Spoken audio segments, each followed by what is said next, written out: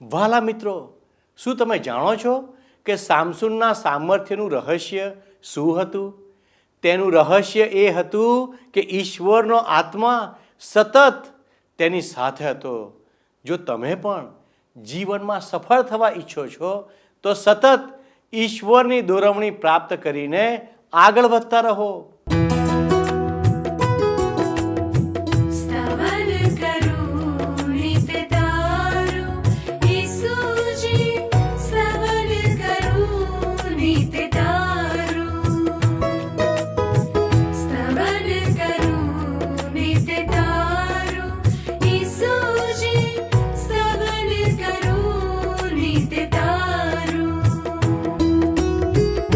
आज सवारे साद सुनी तऊ महिमा करूं प्रभु तारो,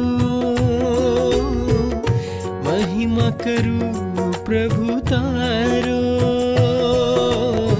स्तवन करूं नित तारो.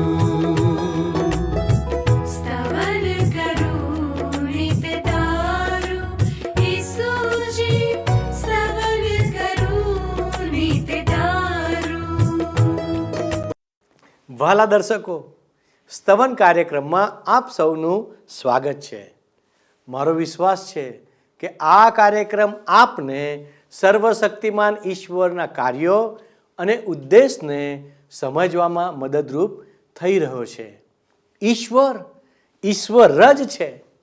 તેમના સાર્વભૌમત્વ પર કોઈ પ્રશ્ન કરી શકે નહીં. ઈશ્વરના માર્ગોમાં ચાલવા માટે ઈશ્વરના નિયમો અને વિધિઓ જાણવા અને તેમના દ્વારા જીવન જીવવું એ જ મહત્વનું છે. ગીતશાસ્ત્ર 119, 47 અને 48મી કલમમાં દાઉદ રાજા પોતાને ઈશ્વર સમક્ષ અર્પણ કરતા આ પ્રમાણે કહે છે, કેમ કે તમારી આજ્ઞાઓમાં હું આનંદ પામીશ અને તેઓ પર મેં પ્રેમ કર્યો છે. તમારી આજ્ઞાઓ પાળવા હું મારા હાથ ઊંચા કરીશ. વહાલા મિત્રો, દાઉદ રાજા જેની પાસે દરેક પ્રકારની સુખ સુવિધાઓ અને સગવડો હતા, તો પણ તેને ઈશ્વરની જરૂર પડતી હતી. તો ચાલો આજે આપણે સ્તવન કાર્યક્રમના માધ્યમ દ્વારા મનન કરીએ કે તે આપણા માટે કેટલું મહત્વનું છે. અમારા નિયમિત દર્શકો જાણે છે તેમ આ દિવસો દરમિયાન આપણે ઇઝરાયેલી પ્રજાના ઇતિહાસમાંથી ન્યાયાધીશોના જીવન દ્વારા આ વિશ્વના સર્જનહાર ઈશ્વરના કાર્યોને સમજવાનો પ્રયાસ કરી રહ્યા છીએ. જ્યારે મનુષ્ય ઈશ્વરના નિયમોનો ત્યાગ કરે છે ત્યારે ઈશ્વર માણસ સાથે કેવો વ્યવહાર કરે છે તે વિશે આપણે એ ભૂતકાળની ઘટનાઓમાંથી પણ શીખવાનું છે, જેથી આપણે કોઈ ભૂલ ન કરીએ. તો ચાલો વહાલાઓ આજના અભ્યાસની શરૂઆત કરીએ. પ્રિય મિત્ર, આજે આપણે ન્યાયાધીશોના પુસ્તકના 13મા અને 14મા એમ 2 અધ્યાયોને જોવા માંગીએ છીએ. 13મા અધ્યાયમાં કુલ 25 કલમો છે અને 14મા અધ્યાયમાં તમે જોશો તો કુલ 20 કલમો છે. હવે તમે જોશો મિત્ર તો ન્યાયાધીશોના પુસ્તકના 13 થી 16 અધ્યાયમાં ઇઝરાયેલી લોકો 7મી વખત ઈશ્વરનો ત્યાગ કરે છે એનું અને સામસૂન દ્વારા ઇઝરાયેલી લોકોનો આંશિક છુટકારો થાય છે એનું વર્ણન કરવામાં આવ્યું છે. તમે 13મા અધ્યાયની પહેલી કલમ જુઓ. ન્યાયાધીશોનું પુસ્તક 13મો અધ્યાય પહેલી કલમ. ઇસ્રાયેલ પુત્રોએ ફરી યહોવાની દ્રષ્ટિમાં જે ભૂંડું હતું તે કર્યું અને 40 વર્ષ સુધી યહોવાએ તેઓને પલિસ્તીઓના હાથમાં સોંપી દીધા. ઇઝરાયેલી લોકો તમે જુઓ મિત્રો વારંવાર ઈશ્વરનો ત્યાગ કરે છે અને એટલે પલિસ્તી લોકો દ્વારા એમના ઉપર દમનનો સમય લાંબો ચાલે છે. ઇઝરાયેલી લોકોના દુશ્મનોમાં પલિસ્તી લોકો કદાચ સૌથી વધારે ખરાબ હતા અને આ વખતે તમે જુઓ ઇઝરાયેલી લોકો ઉપર 40 વર્ષ સુધી દમનનો કોરડો વીંજાયો.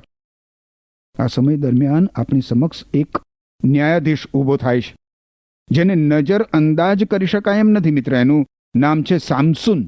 આ સામસૂન એક અસામાન્ય ન્યાયાધીશ છે. અન્ય કોઈ પણ માણસ કરતા સામસુનની પાસે સૌથી વધુ ગૌરવી તક હતી. તેજસ્વી કારકિર્દી અને ગૌરવી ભાવિ માટે બધું જ સાનુકૂળ હતું, પરંતુ એ નિષ્ફળ ગયો. સામસુનના જીવનની એ દુઃખદ બાબત છે. ઇઝરાયેલી લોકોએ 7મી વખત ઈશ્વરનો ત્યાગ કર્યો ત્યારે તેણે ઇઝરાયેલી લોકોનો ન્યાય કરવાનો આરંભ કર્યો આ સામસુને. અને એક અર્થમાં એ અંતિમ ન્યાયાધીશ હતો સામસુન. ઇઝરાયેલી લોકો ઉપર ફલિસ્તીઓએ વિજય મેળવ્યો અને સામસુને આંશિક રીતે તેમને છોડાવ્યા.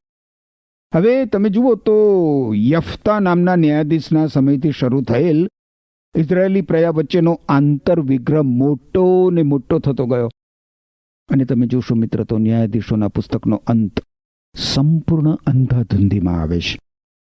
નેતૃત્વના સામસુનના સમય દરમિયાન એની સફળતાનું રહસ્ય, એના સામર્થ્યનું રહસ્ય અને તેની નિષ્ફળતાનું રહસ્ય આપણને બતાવવામાં આવ્યું છે.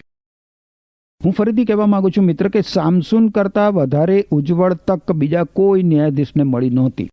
હવે બીજી કલમ જુઓ. દાનના કુટુંબનો સોરાહનો રહેવાસી માનોઆહ નામે એક માણસ હતો. તેની સ્ત્રી વાંજણી હતી, તેને પેટે ફરજંદ થતા નહોતા. સોરાહ યરુશાલેમની પશ્ચિમે કેટલાક કિલોમીટર દાન અને યહૂદા વચ્ચે આવેલું એક શહેર હતું. માનઆહની પત્ની વાંજણી હતી અને એટલે એમને કોઈ બાળકો નહોતા. આથી મિત્ર, સામસુનનો જન્મ ઈસાક અથવા તો યુસફ કે બિન્યામીનની જેમ ચમત્કારિક હતો. 3જી ને 4થી કલમ જુઓ. યહોવાના દૂતે તે સ્ત્રીને દર્શન દઈને કહ્યું, હવે જો તું વાંજણી છે, તને ફરજંદ થતા નથી, પણ હવે તને હમેલ રહેશે ને પુત્રનો પ્રસવ થશે. માટે હવે કૃપા કરીને સાવધ રહેજે. દ્રાક્ષારસ કે મદ્ય પીશ નહીં ને કંઈ અશુદ્ધ વસ્તુ ખાઈશ નહીં, કેમ કે જો તને હમેલ રહેશે ને પુત્રનો પ્રસવ થશે, અસ્ત્રો તેના માથા પર કદી ન ફરે, કેમ કે તે છોકરો ગર્ભધાનથી દેવને સારું નાઝીરી થશે અને તે ફલિસ્તીઓના હાથમાંથી ઇઝરાયેલને ઉગારવા માંડશે. સામસુન જન્મ્યો એ અગાઉથી મિત્ર ઈશ્વરે એની નિયુક્તિ કરી હતી. ઈશ્વરે એને બહુ જ મહા મોટું કાર્ય કરવા માટે ઊભો કર્યો. એણે ઇઝરાયેલી લોકોને છોડાવવાના હતા ફલિસ્તી લોકોના હાથોમાંથી. ઈશ્વરે ઇઝરાયેલી લોકોને ફલિસ્તી લોકોના હાથોમાં સોંપી દીધા હતા અને એટલે એમની દશા બહુ જ ખરાબ હતી. સામસુનની માતાને દર્શન દેનાર દૂતે એને કહ્યું હતું કે એનો દીકરો નાઝીરી થવાનો છે. હવે તમને યાદ હોય મિત્ર, તો ગણનાના પુસ્તકમાં આપણે જોઈ ગયા હતા કે નાઝીરી વ્રતમાં શાનો સમાવેશ થતો હતો. 3 બાબતોનો એમાં સમાવેશ થતો હતો. પહેલા તો નાઝીરી જે વ્યક્તિ હોય એણે કદી દ્રાક્ષારસ પીવાનો નહોતો કે દ્રાક્ષનો કોઈ પણ સ્વરૂપમાં ઉપયોગ કરવાનો નહોતો, કારણ કે દ્રાક્ષારસ એ બાઇબલમાં દુન્યવી આનંદનું ચિહ્ન છે. નાઝીરી વ્રત ધારણ કરનારે માત્ર ઈશ્વરમાં આનંદ પ્રાપ્ત કરવાનો હતો. બાઇબલમાં નવા કરારના વિભાગમાં તમે જુઓ મિત્ર, તો એફએસી લોકોને લખેલા પત્રના 5મા અધ્યાયની 18મી કલમમાં લખવામાં આવ્યું છે કે દારૂ પીને મસ્ત ન બનો, તેથી તો તમને નુકસાન જ થશે. એને બદલે પવિત્ર આત્માથી ભરપૂર થાઓ, પવિત્ર આત્માથી ભરપૂર થાઓ. અને એટલે મિત્ર, જો આપણે પણ પ્રભુ ઈસુ ખ્રિસ્તને પ્રસન્ન કરવા માંગતા હોઈએ તો આપણે આપણો આનંદ પ્રભુ ઈસુ ખ્રિસ્તમાં શોધવો જોઈએ. આનંદ એ તો પવિત્ર આત્માનું ફળ છે. ગલાતી લોકોને લખેલા પત્રના 5મા અધ્યાયની 22મી કલમ જુઓ તો લખ્યું છે કે પવિત્ર આત્મા આ ફળ નિપજાવે છે, પ્રેમ. અને પછી તરત જ તમે જુઓ શું આવે છે? આનંદ, આનંદ, પ્રેમ, આનંદ, શાંતિ, ધીરજ, માયડપણું, ભલાઈ, વફાદારી, નમ્રતા અને સંયમ. બીજી બાબત એ છે મિત્ર કે નાઝીરી વ્રત ધારણ કરનારે પોતાના માથાના વાળ કપાવવાના નહોતા. આનો બહુ જ સૂચક અર્થ છે. તમારે એ જોવો હોય તો કરંથવાસીઓને લખેલા પહેલા પત્રના 11મા અધ્યાયની 14મી કલમ જુઓ. ત્યાં લખ્યું છે, કુદરત પોતે પણ શીખવે છે કે લાંબા વાળ પુરુષને માટે શરમજનક છે. બાઇબલ શીખવે છે મિત્ર કે પુરુષને માથે લાંબા વાળ હોવા એ અસન્માનજનક બાબત છે. નાઝીરી વ્રત ધારણ કરનારે લાંબા વાળની શરમ સહન કરવા માટે તૈયાર રહેવાનું હતું. ત્રીજી બાબત એ છે કે નાઝીરી વ્રત ધારણ કરનારે કોઈ શબની મૃતદેહની નજીક જવાનું નહોતું. એણે પોતાના સગા સ્નેહીઓ ઉપર પોતાના જીવનમાં ઈશ્વરને પ્રથમ સ્થાન આપવાનું હતું. પોતાના સગા સ્નેહીઓને નહીં, પોતાના સગા સ્નેહીઓની ઉપર ઈશ્વરને પ્રથમ સ્થાન. તમે જુઓ તો બાઇબલમાં નવા કરારના વિભાગમાં લૂક અનુસાર શુભ સંદેશના 14મા અધ્યાયની 26 અને 27 કલમોમાં પ્રભુ ઈસુ ખ્રિસ્તે કહ્યું છે. શું કહ્યું છે? લૂક અનુસાર શુભ સંદેશ 14મો અધ્યાય એની 26 અને 27મી કલમ જુઓ. 26 ને 27મી કલમોમાં પ્રભુ ઈસુ ખ્રિસ્ત કહે છે, જે મને અનુસરવા માગે છે તે પોતાના પિતા, માતા, પત્ની અને બાળકો, ભાઈઓ અને બહેનો, અરે પોતાની જાતનો પણ તિરસ્કાર ન કરે તો તે મારો શિષ્ય બની શકતો નથી. જે પોતાનો ક્રૂસ ઊંચકીને મારી પાછળ આવતો નથી તે મારો શિષ્ય થઈ શકતો નથી. આનો અર્થ એ થાય મિત્ર કે આપણે ઈસુ ખ્રિસ્ત સિવાય બીજી કોઈ પણ બાબતને આપણા જીવનમાં અગ્રિમતા આપી શકીએ નહીં. સામસૂન આપણે જોઈએ છે તો ઈશ્વરનો માણસ હતો અને તેની સફળતાનું એ જ કારણ હતું. જો કે ઈશ્વરે તેને સોંપેલું કાર્ય એ ક્યારેય પૂરું કરી શક્યો નહીં.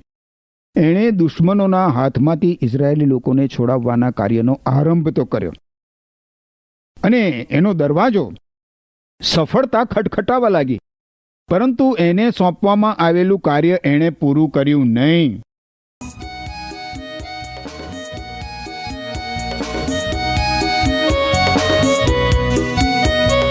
હે યહોવા, હે યહોવા,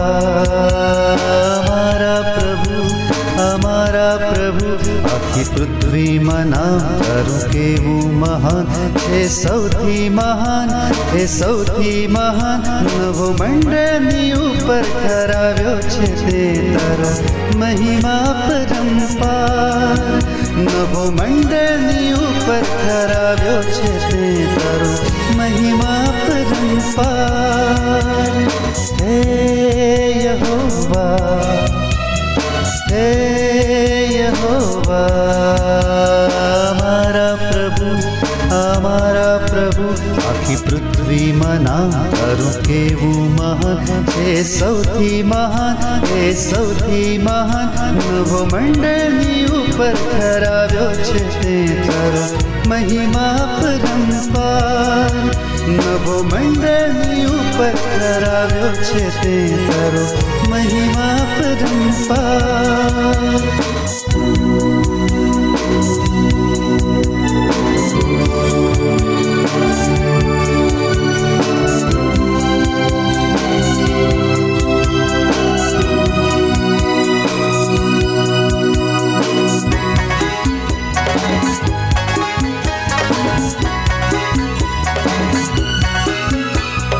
આકાશોને જ્યારે હું નિહાળું, અજાયબ છે કૃત્યો તારા. ચંદ્ર અને તારા તેમની જગ્યા પર તે ઠરાવ્યા છે.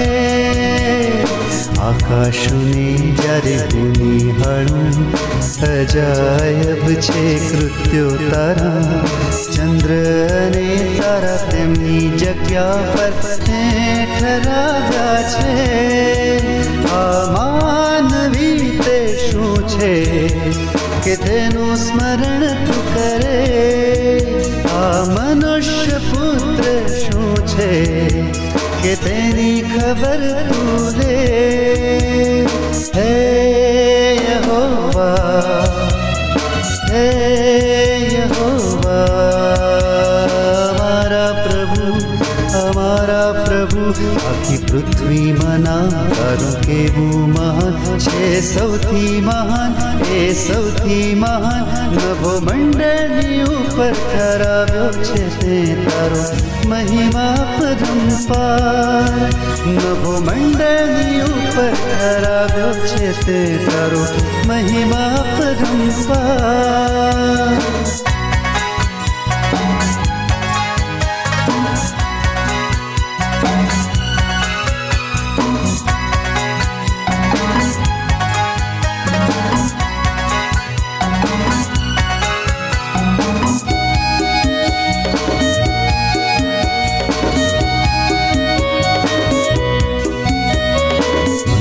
બનાવ્યો પૃથ્વી પર તે દેવથી થોડો તરતો. ગૌરવ તથા માન તે આપ્યું તેને સૌથી વધારે. મનુષ્ય બનાવ્યો પૃથ્વી પર તે દેવથી થોડો ઉતરતો ગૌરવ તથા માન તે આપ્યું તેને સૌથી વધારે સર્વ અધિકાર તેને તેના હાથોમાં સોંપ્યો છે તેના પગોની નીચે સગળું તે મૂક્યું છે હે યહોવા હે યહોવા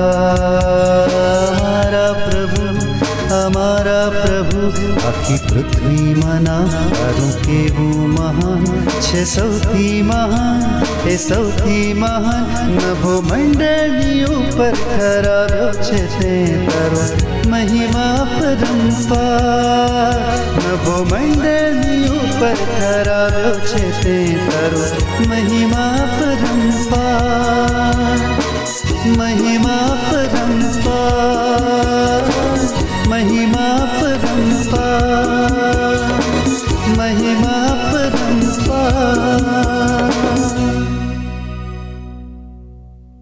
ખેર, આપણે આગળ વધીએ ન્યાયાધીશોના પુસ્તકમાં 13મો અધ્યાય. હવે મારી સાથે સાથે તમે 24 અને 25 કલમો જુઓ, 24મી અને 25મી કલમો. અહીં 24 અને 25 કલમમાં શું લખ્યું છે? છેલ્લી 2 કલમો છે મિત્ર. પછી તે સ્ત્રીને દીકરો સાંપડ્યો ને તેણે તેનું નામ સામસુન પાડ્યું. તે છોકરો મોટો થયો ને યહોવાએ તેને આશીર્વાદ આપ્યો અને સોરા તથા એસ્તાલોનની વચ્ચે મહાને દાનમાં યહોવાનો આત્મા તેને પ્રેરણા કરવા લાગ્યો. આ કલમો મિત્ર આપણને સામસુનના સામર્થ્યનું રહસ્ય બતાવે છે. જોકે સામસુને 1000 ફલિસ્તીઓને પોતાના હાથો વડે મારી નાખ્યા હતા, તો પણ એની તાકાત એના હાથોમાં નહોતી. એની તાકાત એની પીઠમાં ન હતી. જોકે એણે ગાઝાના દરવાજા પોતાની પીઠ ઉપર ઊંચક્યા હતા, તો પણ સામસુનની શક્તિ એના વાળમાં નહોતી. જોકે એના વાળ કાપી નાખવામાં આવ્યા ત્યારે એ નબળો પડી ગયો, તો પણ તમે જુઓ, માત્ર જ્યારે ઈશ્વર પવિત્ર આત્મા સામસુન ઉપર આવતા ત્યારે જ સામસુન સમર્થ બનતો હતો. માત્ર એના વાળ કાપવાથી તે નબળો નહોતો પડી ગયો. એના વાળ એના નાઝીરી વ્રતની નિશાની હતા. એના વાળ કાપી નાખવામાં આવ્યા ત્યારે ઈશ્વર પવિત્ર આત્મા એના ઉપર હતા નહીં, કારણ કે એનું વ્રત તૂટી ગયું હતું. હવે મિત્ર, તમે 14મા અધ્યાયની 1 થી 4 કલમો મારી સાથે સાથે જોશો. સામસુન તિમ્નાહ ગયો ને તિમ્નાહમાં ફલિસ્તીઓની દીકરીઓમાં એક સ્ત્રી તેણે દીઠી. તેણે આવીને પોતાના મા બાપને કહ્યું કે તિમ્નાહમાં ફલિસ્તીઓની દીકરીઓમાં એક સ્ત્રી મેં જોઈ છે, તો હવે તેને મારી સાથે પરણાવો. ત્યારે તેના મા બાપે તેને કહ્યું, તારા ભાઈઓની દીકરીઓમાં અથવા મારા સર્વ લોકોમાં શું કોઈ સ્ત્રી નથી કે તું 2 સુન્નત ફલિસ્તીઓમાં સ્ત્રી લેવા જાય છે? સામસુને પોતાના બાપને કહ્યું, મારે સારું તેને લાવ, કેમ કે તે મને બહુ ગમે છે. પણ તેના મા બાપ જાણતા નહોતા કે એ યહોવાનું કૃત્ય છે, કેમ કે તે ફલિસ્તીઓની વિરુદ્ધ કંઈ નિમિત્ત શોધતો હતો. હવે તે સમયે ફલિસ્તીઓ ઇઝરાયેલ પર રાજ કરતા હતા. સામસુન ઇઝરાયેલી લોકોને ફલિસ્તી લોકોના હાથમાંથી છોડાવી શકે એ હેતુથી એ પોતાના લગ્નનો એક નિમિત્ત તરીકે ઉપયોગ કરવાનો છે. 5મી કલમ જોઈએ. ત્યાર પછી સામસુન તથા તેના મા બાપ તિમ્નાહ ગયા અને તેઓ તિમ્નાહની દ્રાક્ષાવાળીઓ પાસે આવી પહોંચ્યા અને જુઓ, એક જુવાન સિંહે તેની સામે ગર્જના કરી. સામસુને દ્રાક્ષથી પોતાની જાતને દૂર રાખવાની હતી, પરંતુ આપણે જોઈએ છે અહીંયા તો સામસુન એવું કરતો નથી. 6 થી 9 કલમો. એ વખતે યહોવાનો આત્મા પરાક્રમ સહિત તેના પર આવ્યો ને જેમ બકરીના બચ્ચાને ચીરી નાખે તેમ તેણે તેને ચીરી નાખ્યો ને તેના હાથમાં કંઈ પણ નહોતું, પણ તેણે જે કામ કર્યું હતું તેની ખબર તેણે પોતાના મા બાપને આપી નહીં. પછી તેણે જઈને તે સ્ત્રીની સાથે વાતચીત કરી અને સામસુનને તે બહુ ગમી. 8મી કલમ.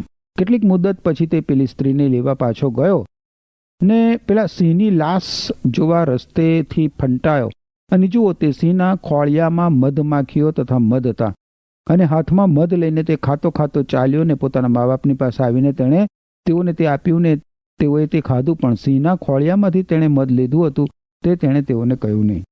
પોતાના માતા પિતા સાથે તિમ્નાહ જતા રસ્તામાં એક સિંહ, આપણે વાંચ્યું એ પ્રમાણે મિત્ર, સામસુન ઉપર હુમલો કરે છે.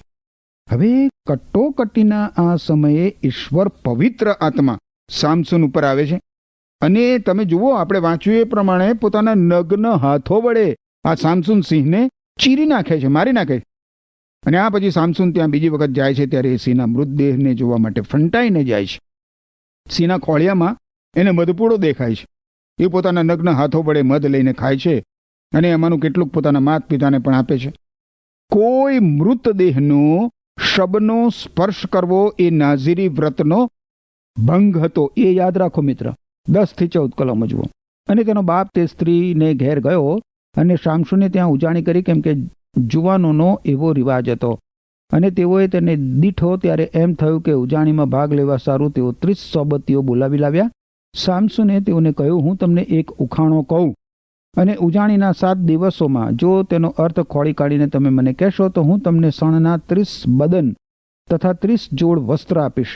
પણ જો તેનો અર્થ તમે મને કહી ન શકો તો તમારે મને શણના 30 બદન તથા 30 જોડ વસ્ત્ર આપવા.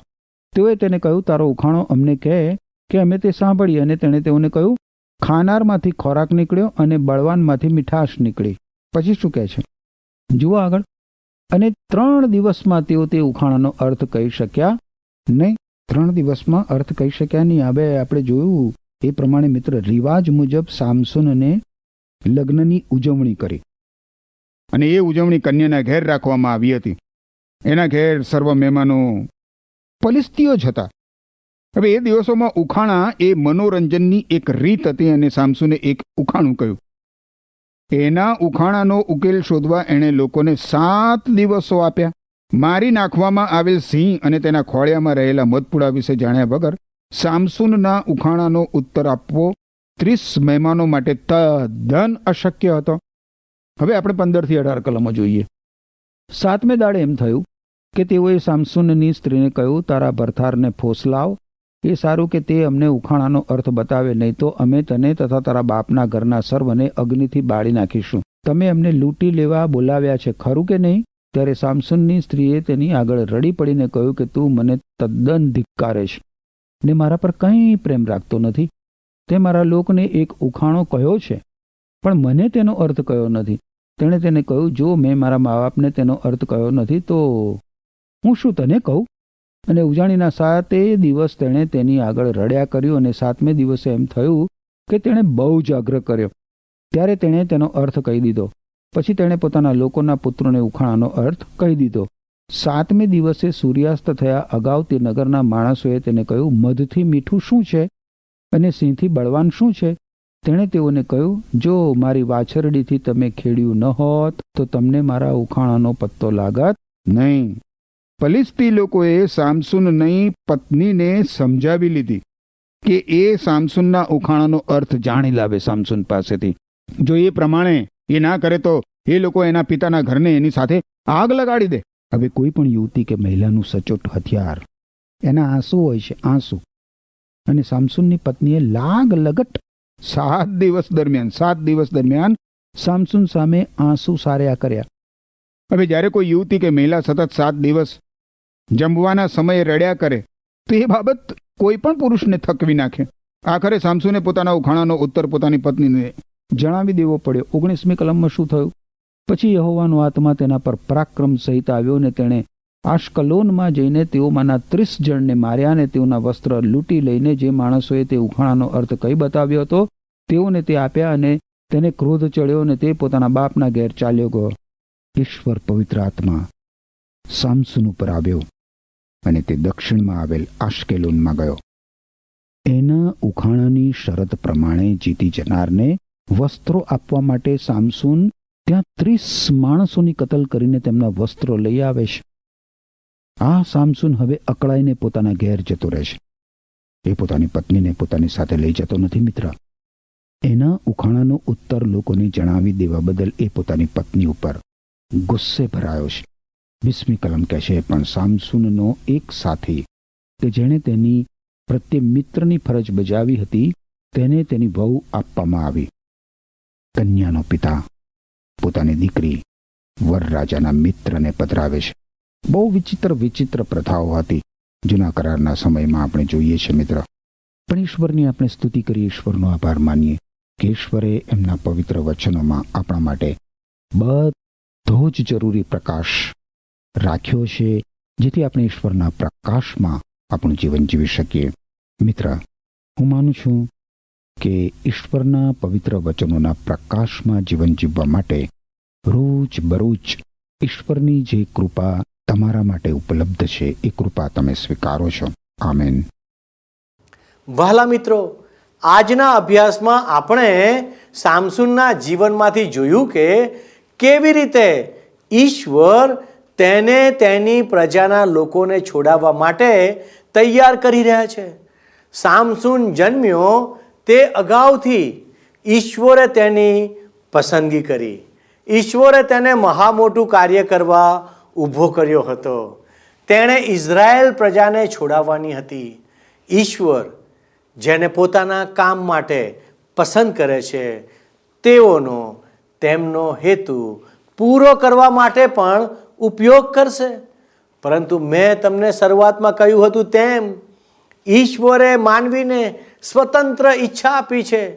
ઈશ્વર માનવીનો ઉપયોગ મશીનની જેમ કરતા નથી, પરંતુ માનવીને જીવનમાં યોગ્ય બાબતોની પસંદગી કરવા માટે વિવેક બુદ્ધિ સમજણ આપવામાં આવી છે. તેના આધારે ઈશ્વર તેનો ઉપયોગ કરે છે. આજે આપણે સામસૂન ન્યાયાધીશને એક ખૂબ જ ચંચળ વ્યક્તિ તરીકે જોઈએ છીએ. ઈશ્વરનો પવિત્ર આત્મા તેના પર વારંવાર આવે છે અને તેને ઈશ્વરના પરાક્રમથી ભરપૂર કરે છે, પરંતુ તે વારંવાર ભૂલો કરે છે અને તેનું પરિણામ તેને ભોગવવું પડે છે. વહાલા મિત્રો, જ્યારે આપણા જીવનમાં પણ નિર્ણયો લઈએ ત્યારે આપણે સાવચેતી રાખવાનું આ એક ઉદાહરણ છે, જેથી આપણા જીવનને આપણા કાર્યો દ્વારા કંટાળાજનક ન બનાવીએ. ઈશ્વર તેમના પસંદ કરાયેલાઓને ક્યારેય નિષ્ફળ થવા દેતા નથી. તે તેમના સ્વભાવમાં પણ નથી. તેથી જે બાબતો આપણને જીવનમાં નિષ્ફળતા તરફ દોરી જાય છે તેના પ્રત્યે આપણે સાવધાન રહીએ. વહાલા મિત્રો, આવો આપણે પ્રાર્થના કરીએ. હે અમારા ઈશ્વર પિતા, અમે તમારા બાળકો તરીકે અમે તમારી કૃપા માગીએ છીએ. તમે અમને સાવધાની પૂરી પાડો. તમે અમને સતેજ બનાવો. તમે અમને તમારી કૃપામાં રાખો. તમે અમને સભાન બનાવો. તમે અમને તમારી કૃપાવાળા રાખો. પ્રભુ, તમે અમને અમારા પાપોનું ભાન કરાવો. તમે આજે જે ચેતવણીઓ અમને પૂરી પાડી તેને માટે અમે તમારો આભાર માનીએ છીએ. અમારી પ્રાર્થના છે તમે અમને મદદ કરો કે અમે તમને આધીન થઈએ અને અમે તમારો મહિમા પ્રગટ કરીએ. અમારી આ પ્રાર્થના ઈસુના નામમાં માગીએ છીએ. આમેન. વહાલા દર્શક મિત્રો, જો આજનું પ્રસારણ આપને ગમ્યું છે તો અત્યારે જ તમે અમને એક ફોન કરી શકો છો.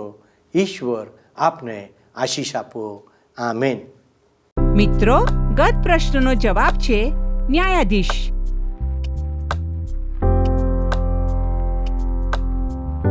આજનો પ્રશ્ન છે સામસૂન શું કહેવાયો?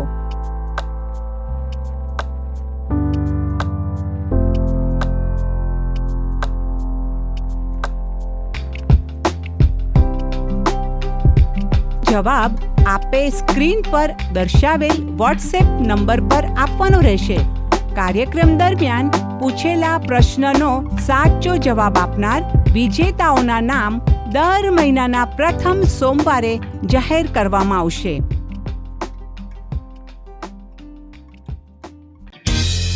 શું તમને આ કાર્યક્રમ ગમ્યો? અત્યારે જ અમને મિસ કોલ કરો.